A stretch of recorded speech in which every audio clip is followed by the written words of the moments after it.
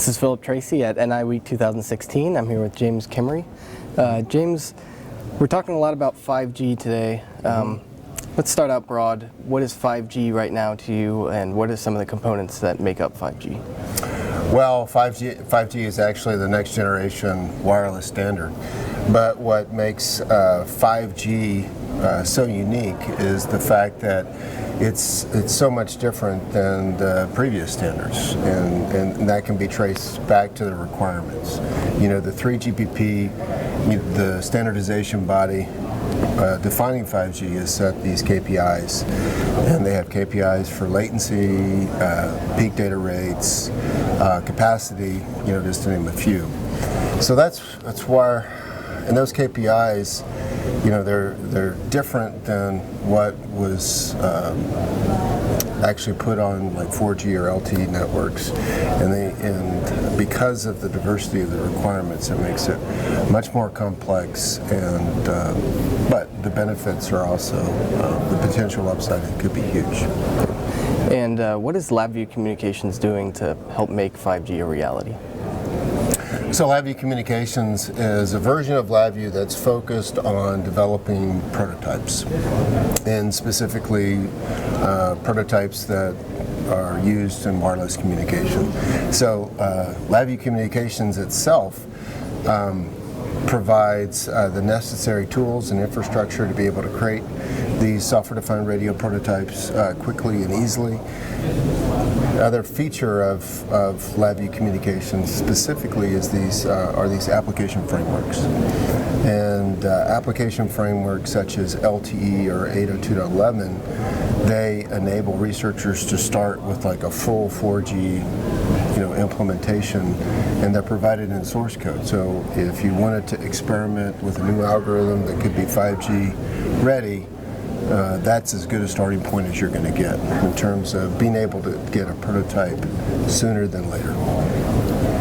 And last year you worked with Samsung on an updated LTE framework. You just released the massive MIMO framework. That's correct. Can you talk a little bit about that? It's the LabVIEW Communications MIMO application framework. We took the massive off of it because it's scalable.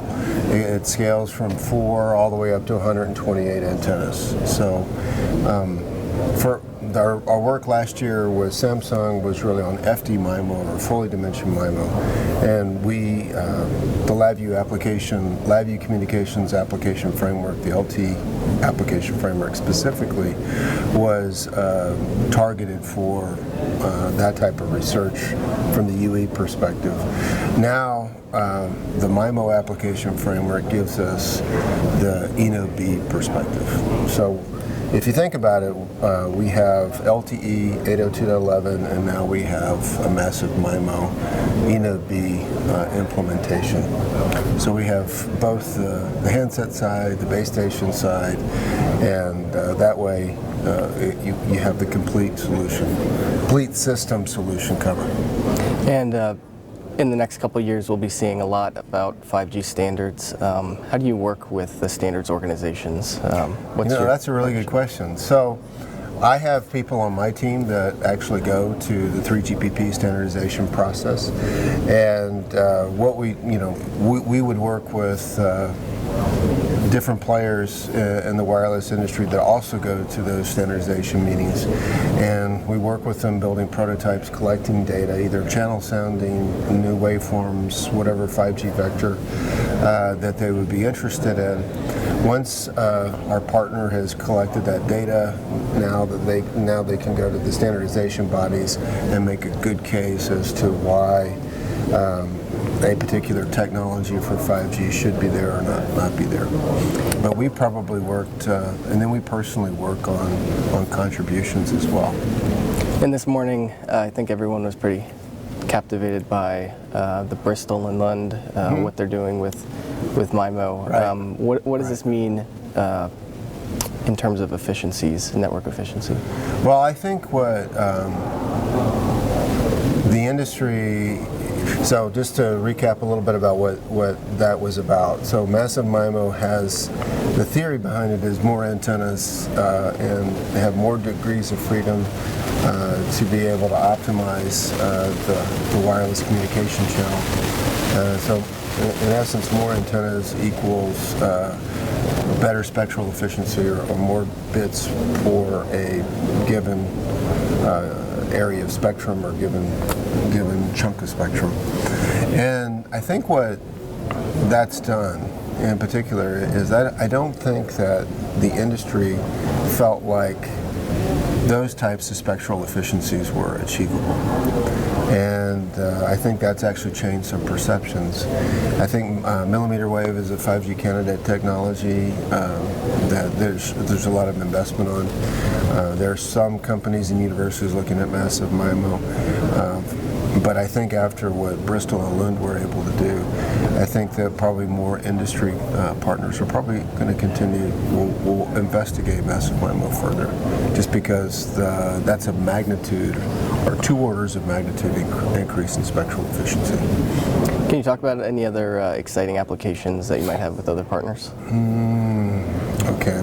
Well, on the NI Week stage, we also showed channel sounding with AT&T. I think we're very excited about that because the type of channel sounder that AT&T was able to create. The wireless channel in millimeter wave today is not very well known.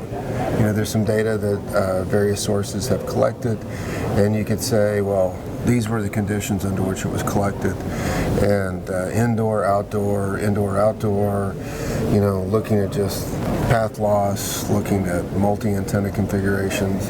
You know, there's all these parameters, and the AT&T channel sounder that Arun described today, that was probably one of the most comprehensive channel sounders that I've seen, where it's a 1x4 configuration going to 64 antenna elements. And really what makes all that possible is the NI platform, because we're able to process 4 channels of receive simultaneously with our FPGA-based platform, and then we have flexible RF heads that enable us to look at different frequencies. So that would, to me, one of the reasons why I recommended that for the NIW keynote stage is because it's a very unique architecture, but the technical benefit of those measurements is going to be pretty impactful, I think. And just to wrap up, can you talk about what you're doing from now for the next couple of years, what you're doing specifically for 5G and how you're enabling others to really help it become realized? Well, we have our lead user program, and with our lead user program we work with universities and industry partners on furthering the research, and really the guiding principle is researchers wanting to prototype. And if a researcher wants to prototype, we'll work with them. And my team specifically, we want to work on technologies that kind of are cutting edge and push the envelope in terms of hardware and software configurations. So I think in the next couple of years we're going to continue to do that. We're going to continue to work with our partners. Hopefully we'll see some more application frameworks come out, maybe a 5G application framework come out at some point, and continue to build the NI software-defined radio portfolio. Great. Well, James, thank you for coming down and speaking to us here at NI 2016, NI Week. No problem. Thank you.